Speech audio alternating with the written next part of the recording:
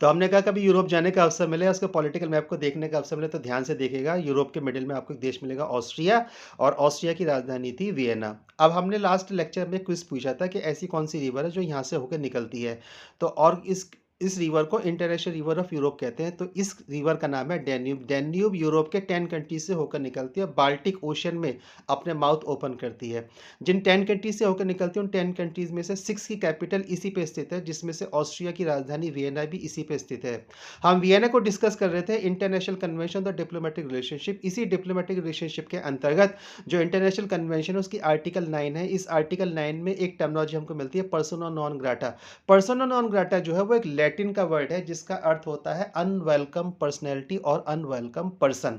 अभी persona non grata का total concept क्या है? तो 24 अप्रैल को सीसीएस की मीटिंग होती है प्राइम मिनिस्टर के चेयरमैनशिप में।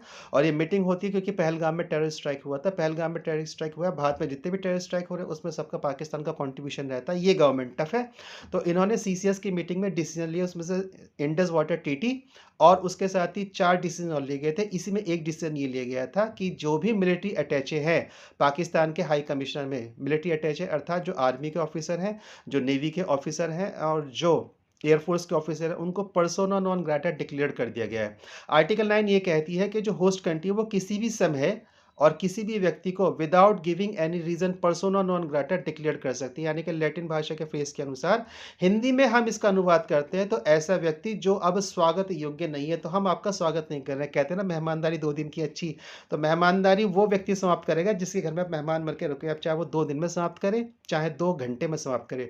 तो पर्सोना नॉन ग्राटा के अंतर्गत जो वेलकम पर्सन है उसको अनवेलकम कर दिया गया है। ये जो डिक्लेयर डिसीजन था इसको नोटिफाइड करा गया है, वहाँ के हाई कमिश्नर को एक नोटिस सर्व करके उनको बोला गया है, सेंडिंग कंट्री यानी कि पाकिस्तान को बोला गया एम्बेसडर उनके हाई कमिश्नर के थ्रू कि हमने इनको पर्सोना नॉन ग्राटा डिक्लेयर्ड कर दिया है। यानी कि अब भारत इनके पीछे इनको जो अब तक डिप्लोमेटिक मान्यता दे रखी थी, रिकग्निशन दे रखी थी, उस रिकग्निशन को एज ए स्टेट वापस ले रहा है। जो अभी एज ए स्टेट वापस ले रहा है तो अब ये नॉर्मल पर्सन है।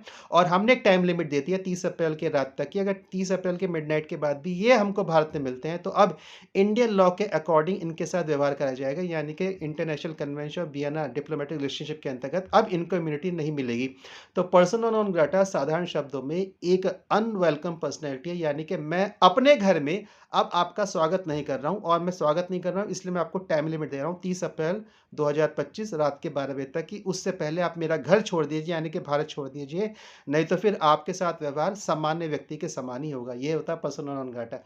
चैनल को सब्सक्राइब करिए, वीडियो को लाइक करते रहिएगा। मेरा इनिशिएटिव पसंद आता है तो बस यही गुरु दक्षिणा मेरे को देते रहिएगा। धन्यवाद।